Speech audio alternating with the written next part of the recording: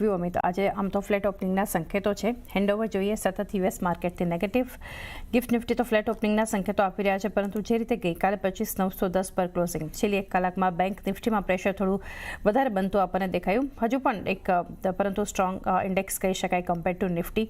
કઈ રીતે બજારે ગિફ્ટ નિફ્ટી અત્યારે ઇનફેક્ટ ઉપલા લેવલથી થોડું પ્રેશર પણ છે, વ્યૂ માર્કેટ માટે લઈએ, બ્રેથ પણ ઘણી નેગેટિવ આપણે જોઈ રહ્યા છે અમિત. બેંક નિફ્ટી મિડ કેપમાં સતત ઓલ ટાઈમ હાઈ પરંતુ લેવલ્સ નથી ટકતા, એક વ્યૂ અને કયા લેવલ્સથી ધ્યાનમાં રાખીએ ઇન્ડેક્સને?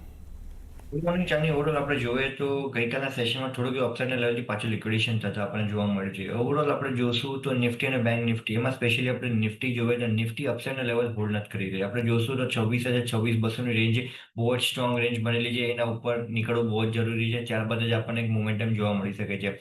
બટ જે હિસાબથી ગઈકાલના સેશનમાં આપણને જોવા મળ્યું છે, જે પ્રીવિયસ સેશનમાં આપણને નથી જોવા મળ્યું, એ છે કે જેટલી બી વાર આપણે જોશું નિફ્ટી 3 થી 4 વાર 26,000ના લેવલથી નીચે આવી છે, ત્યારે મેજર આપણે જોયું છે કોલ રાઇડર્સની પોઝિશન એડ થતા આપણને જોવા મળી છે.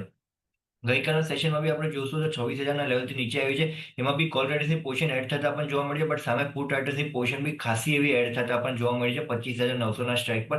આ એક પોઝિટિવ ફેક્ટર છે. આજના દિવસમાં આપણે જોશું તો મેજર માર્કેટ્સ આપણે જોઈ રહ્યા છે, વર્લ્ડ માર્કેટ્સ એનાથી નીચે આવતા પણ જોવા મળી છે, બટ ઇન્ડિયન માર્કેટ આપણે જોશું તો ફ્લેટિશ નોટ પર ઓપન થતા પણ જોવા મળી રહી છે. તો સ્ટ્રેન્થ છે હજી નિફ્ટીમાં. ઓવરઓલ આપણે જોશું તો જ્યાં સુધી મેં મંડે બી જણાવ્યું હતું કે જ્યાં સુધી આ રેન્જ નિફ્ટીની જે બનેલી છે એ બ્રેક નથી થતી ત્યાં સુધી એનાથી રેન્જ સેમ જ રહેશે. નિફ્ટી એ જ રેન્જમાં ટ્રેડ કરતા પણ જોવા મળશે.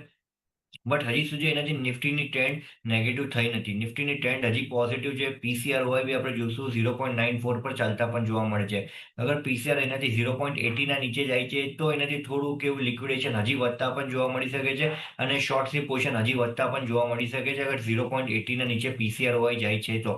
બટ જ્યાં સુધી પીસીઆર આ રેન્જમાં સ્ટેબલ છે ત્યાં સુધી મને લાગે છે એવું કે મેજર એક્ટિવિટી આપણને માર્કેટ ફ્રન્ટ પર જોવા નહીં મળે. બટ સિલેક્ટિવ સ્ટોક્સમાં આપણે જોશું તો ગઈકાલના સેશનમાં એક સારી પેટર્ન્સ બહુ બધા સ્ટોક્સમાં બનતા પણ જોવા મળી છે. ડેલી બેઝિસ પર આપણે જોઈ રહ્યા છીએ તો જે એનાથી સ્ટ્રેન્થ એનાથી નિફ્ટીની બનતા પણ જોવા મળશે અને ઓવરઓલ માર્કેટની બનતા પણ જોવા મળે છે, લાર્જ કેપ ફ્રન્ટથી જોવા મળે છે. ડેલી બેઝ આપણે જોઈ રહ્યા છે 4 થી 5 સ્ટોક એવા આવી રહ્યા છે એનાથી લાર્જ કેપ ફ્રન્ટથી જેનો એક મેજર સપોર્ટ અને મેજર પેટર્ન બ્રેકઆઉટ બનતા પણ જોવા મળે છે. ગઈકાલના સેશનમાં બી આપણે જોશું તો એક્સિસ બેંકનું એક સ્ટ્રોંગ પેટર્ન ફોર્મેશન સાથે એક બ્રેકઆઉટ આવતા પણ જોવા મળ્યું છે, લોંગ ટર્મ બ્રેકઆઉટ્સ આવતા પણ જોવા મળી રહ્યા છે.